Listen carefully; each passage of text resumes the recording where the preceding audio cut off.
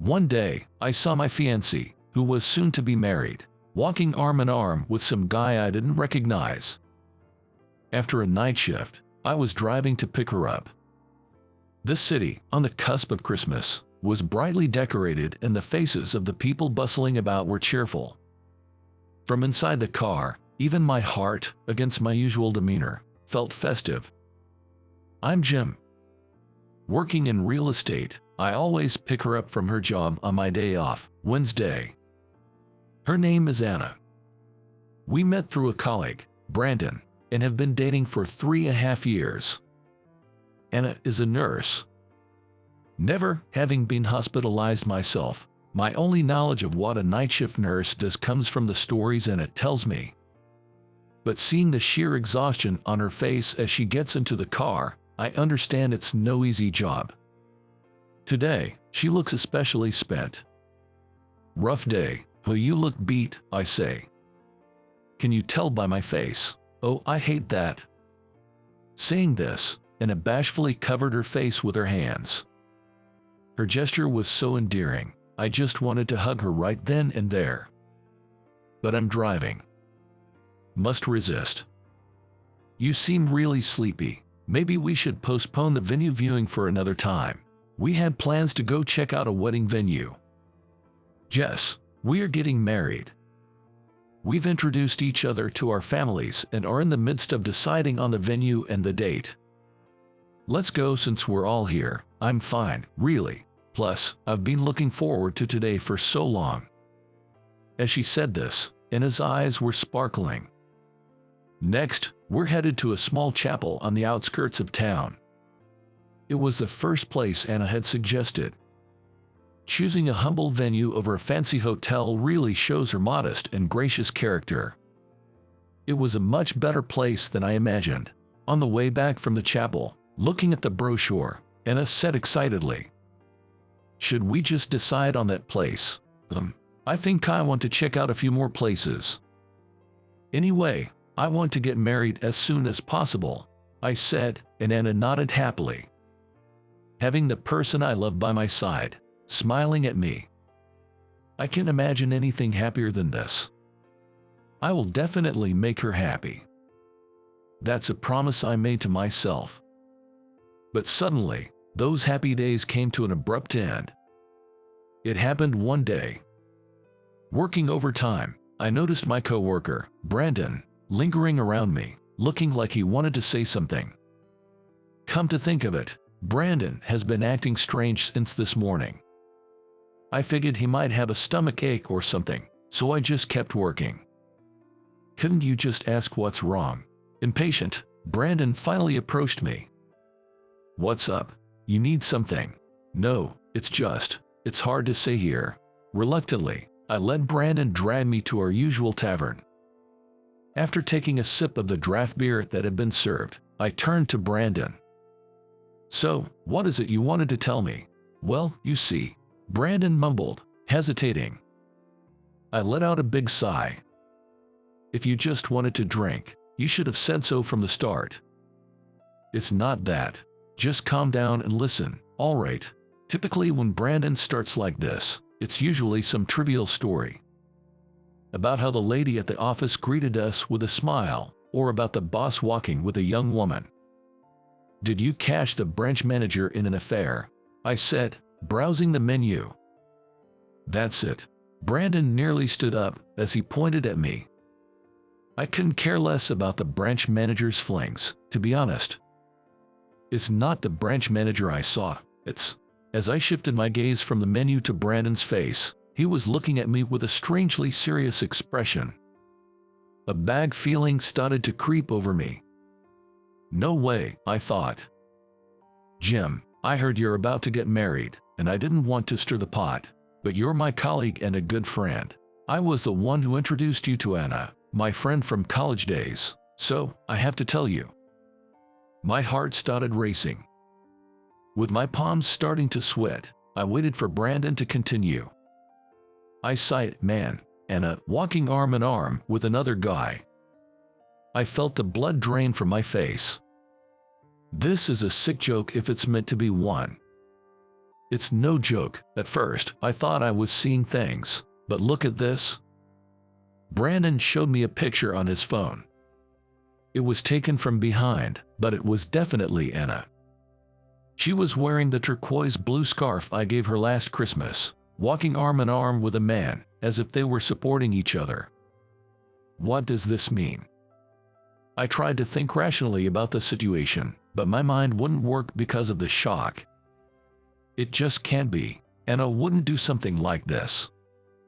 Betray me like this. After parting ways with Brandon, I immediately called Anna and told her, I'm coming over now. Then, I hopped into a cab and headed to Anna's place. When I rang the doorbell, Anna quickly unlocked the door and greeted me. What's up? You surprised me, coming over all of a sudden. She must have been getting ready for bed. Her hair was still damp and loosely tied up, with a cardigan thrown over her nightwear. As I stepped into the room, I began without turning to face her. Brandon says, he saw you walking arm in arm with some guy I don't know. The air suddenly tensed up. Despite the heating being on, it felt like the temperature in the room was dropping fast. Anna remained silent. Brandon's just mixed up, right? My voice trembled pathetically. Anna was still quiet. The only sound in the room was the irritating tick of the alarm clock by the bed. And then, it's not a mix-up, she said in a faint, thin voice. An uncomfortable silence spread once again. Unable to bear the quiet, I laughed it off. You guys are pulling my leg, aren't you? Cut it out. I'm really bad with this kind of prank. As I sat down on the couch, Anna sat a little distance away. Listen, I've decided to break up with you and start seeing him. I was going to tell you soon, but it slipped out now. Anna's face was serious. To me, it seemed like something from another world, and I couldn't help but burst into laughter. Laughing hysterically as if I'd lost my mind, Anna continued. I'm going to date him. Him? Who is he? He works at a nightclub. A nightclub? The guy in the photo looked pale, with delicate features, almost unhealthy. Now that she mentioned it, he did look the part. What about getting married? I never planned on that from the start. Even after introducing you to my parents, that was all you're doing. You've betrayed me. I was never serious. It was just a game. An adult should understand that, right? For the first time in my life, I felt the urge to hit someone. This strange laughter had vanished, and my heart was rapidly filling with despair and intense anger. Then, I hurled every curse and insult I could think of at Anna. I was surprised at myself for being able to come up with such filthy words. Get out. I don't even want to see your face anymore. With those words, a single tear trailed down Anna's cheek. It felt so phony. Betraying me and running off with someone else. I grabbed the photo frame that caught my eye. Displayed was a selfie of us at the Santa Monica beach. That's when I popped the question. She was so happy then. I violently threw the photo frame into the trash and left Anna's room. That was the end of our story. From then on, I threw myself into work, trying not to think of Anna. Once I started thinking about it, I couldn't stop. I was driven by a desire to erase it all. Drowning in work as if to inflict pain on myself, with a deeply wounded heart. Nightly, I drowned my sorrows in booze with Brandon and the juniors, forcing myself to sleep. I'd become dependent on alcohol to sleep. But it was my junior, Lucy, who supported me. She worried about how gaunt I was getting and gave me a thermos of warm soup. Her kindness thawed the ice in my veins, warming me through. Eventually, Lucy and I started dating. Brandon, who had a thing for her, grumbled a bit, but he genuinely congratulated me, wishing me happiness as I sought it anew. He was worried about me too, considering I'd been on the brink of self-destruction. 2 years after splitting with Anna, Lucy and I got hitched. Betrayal from someone I loved with all my heart. It shattered my soul to pieces, to the point I thought I couldn't stand up again. But thanks to Lucy, I've been able to open up my heart to love once more. I overcame it because she was there. Now, I want to be there for her. I was determined to make Lucy happy for the rest of our lives. A year later, the season of Christmas returns to our town again. The familiar scenery, now lit up with Christmas lights, made my heart skip a beat. No matter the age, Christmas always brings that excitement. I looked around, scanning the shop windows for the perfect find. Today, I was on the hunt for Lucy's Christmas gift. Gloves were last year's gift, and jewelry just lacks originality. Maybe splurging on an electric bike would do the trick. As I pondered, a familiar profile caught my eye. It was Anna. She was wearing the turquoise blue scarf I gave her, pushing a wheelchair. The man in the wheelchair must be the guy from that photo. He works at a nightclub, doesn't he? I thought he'd be out of the picture soon enough, but they're still together, huh? A dark flame began to burn in the pit of my stomach. I couldn't contain my hatred and stepped forward to confront them. "Hey there," startled by my sudden appearance, and his eyes widened. "Jim, still using that scarf, I see." "Yeah, well," my gaze fell on the man in the wheelchair. The guy, with his black beanie, didn't so much as glance our way, just kept looking straight ahead. I felt a surge of arrogance at his demeanor and couldn't help but throw a sarcastic jab. "Had an accident.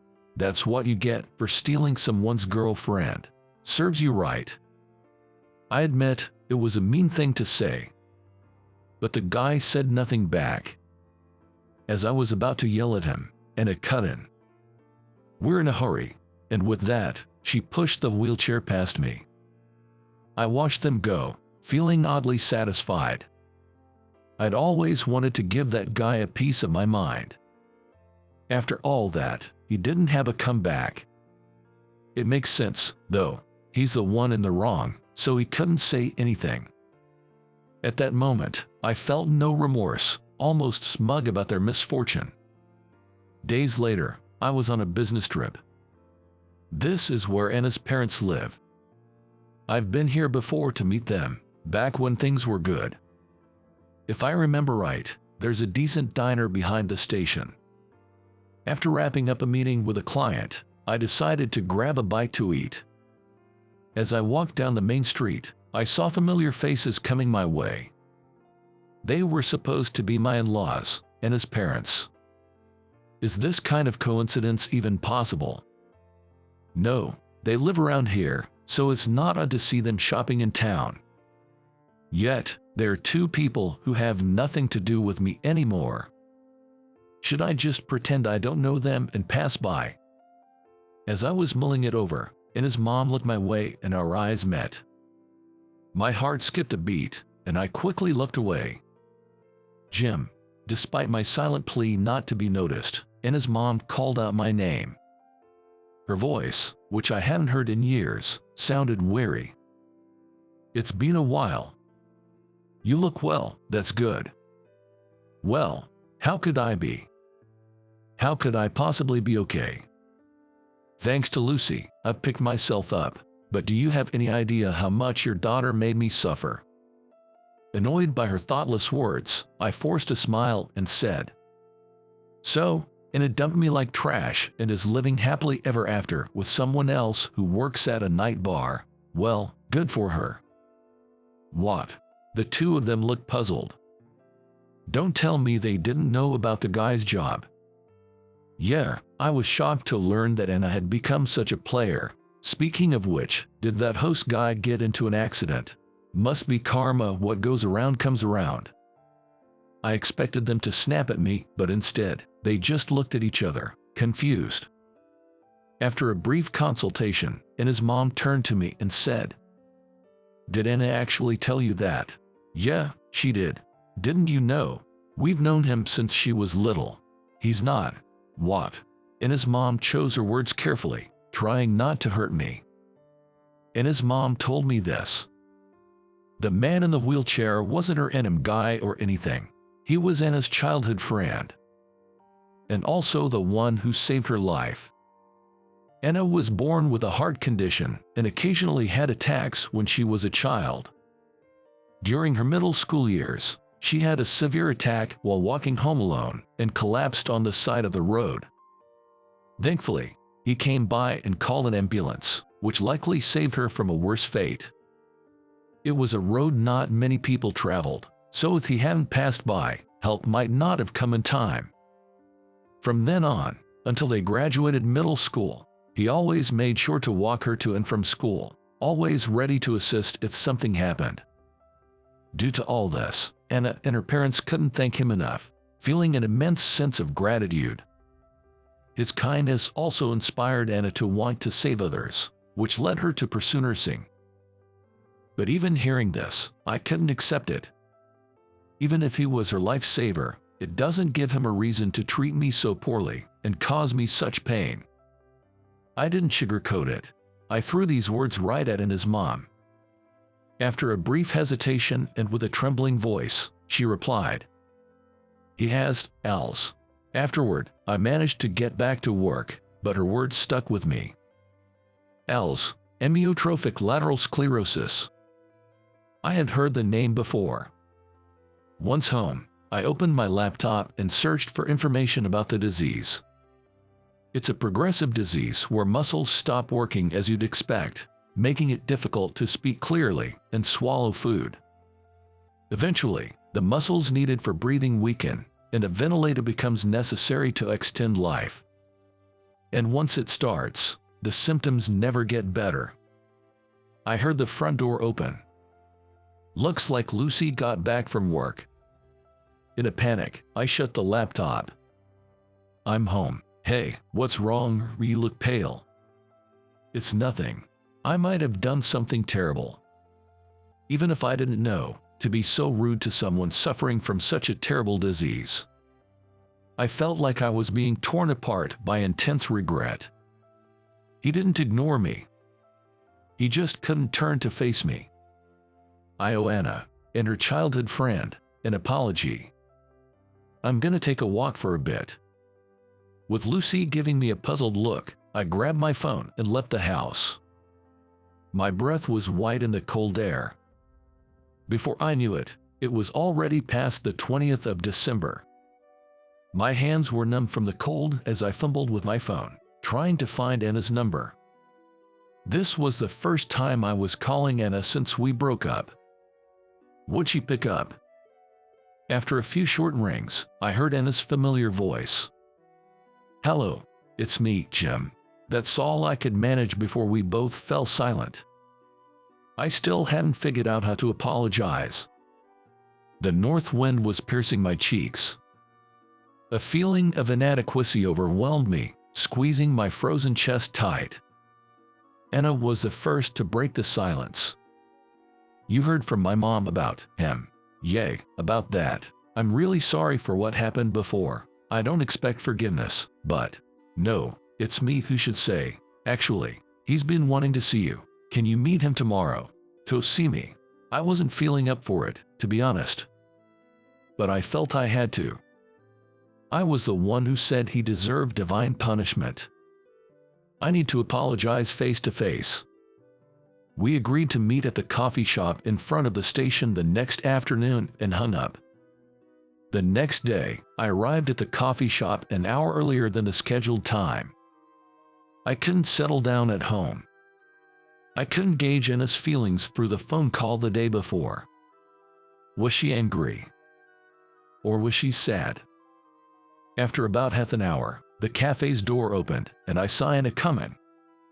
She was pushing the wheelchair just like she had been the other day. When she spotted me, she deftly changed the wheelchair's direction and headed straight towards me. I gave a slight nod and watched her approach. "You're pretty early, aren't you?" Anna said with a weary smile. That unchanged smile of hers made my old wounds ache. It's been a while, so he is. He's Kevin. Just like my mom told you, he is my childhood friend. He can't move or talk normally anymore. Anna spoke while wiping Kevin's hands with a wet wipe. I didn't know what to say and just stood there awkwardly watching. After carefully wiping his hands, Anna bowed deeply to me. I'm really sorry about that time. I was terribly shaken, thinking that I should be the one apologizing, and I couldn't even respond. Ashamed, I cast my eyes downward. No matter how I try to explain it now, it won't change the fact that I betrayed you and hurt you, but I need you to hear this. And it continued. At that time, Kevin's illness had already progressed to the point where walking alone was difficult. Even if we thought to go for a walk for a change of scenery, during the bright hours when people were around, someone would laugh at his awkward gait or say something heartless. So it became our routine to walk together on less crowded streets late at night. Hearing this, I wished I could just disappear from the spot. The one who had said those heartless words, wasn't that me? I would take Kevin's arm and walk slowly, with me beside him. What Brandon saw was just that. Brandon did indeed see Anna. But she wasn't leaning on him out of dependence, it was to support Kevin. Then why? You could have just explained all this to me. And I'll look down sadly when she heard this. The words that finally came out of my mouth were accusing Anna. No, that's not what I want to blame her for. I was disappointed in myself for not being able to express my feelings properly. Then, still looking down, Anna whispered, Kevin's parents are gone, so I'm the one to support him. It struck me. Of course, that explains everything. She distanced herself from me to take care of Kevin. Why make up a lie about his job? That should have been obvious. Did you lie? For my sake. It's not your fault. I didn't want to burden you with this repayment. If you knew, you'd definitely say you wanted to shoulder it too. You're a very kind-hearted person. What is she saying? That's for my sake, isn't it? Just as Anna said, if I had known back then, I would have definitely decided to shoulder it with her. Knowing that, Anna did something that would make her be disliked. Anna. She gave up her own happiness for her benefactor. As I stood there dumbfounded by the harsh truth thrust upon me, Kevin let out a short cry. Anna listened carefully and began to speak a few words. I remembered seeing it back in high school during a health class. It was a way to communicate with people who couldn't speak, using mouth shapes. Anna used this method to understand what Kevin was trying to say. Kevin said, I didn't know you were engaged. Dump me and let's start over. Silly, I've told him that I'll never leave him for the rest of my life. Kevin, unable to move his facial muscles, appeared expressionless, but his eyes seemed to carry a hint of sadness. Unaware of Anna's turmoil, that day I cursed her out in a fit of anger. Is there anything I can do to help? To my question, Anna shook her head gently with a small smile. Live your life. Be happy. Under the table, I clenched my fist tightly. I felt so powerless that I wanted to punch myself in the face. I certainly loved Anna back then. If Anna is struggling, I want to support her somehow. If she has chosen her path, I want to walk beside her. But I swallowed my words and looked straight into Anna's eyes to say, I respect your strength. I'll always be rooting for you. So please, find happiness, Anna. Anna nodded slowly, with the same gentle smile she had 3 years ago. She waved her hand slightly in front of her face before turning her back. As I watched her in a daze, Anna turned around as if remembering something and said to me, Merry Christmas, though it's a bitterly. We probably won't see each other again. But I hope you will be happy. May your chosen path be filled with light. I closed my eyes and prayed earnestly. When I got home, Lucy was decorating the Christmas tree. She was stretching to put a star-shaped ornament on top of the tree, taller than herself. Welcome back. Hey, can you put this on for me? I can't reach. I took the star from Lucy. I wish such brightness would shower upon Anna and Kevin. May darkness stay away, and only overflowing happiness embrace them. With that thought, I became so wistful that tears began to fall uncontrollably. Surprised by my sudden tears, Lucy looked into my face with concern. I hugged Lucy desperately and told her I loved her over and over. I will live my life and be happy with Lucy. We will cherish each other and live happily ever after. I made that promise in my heart.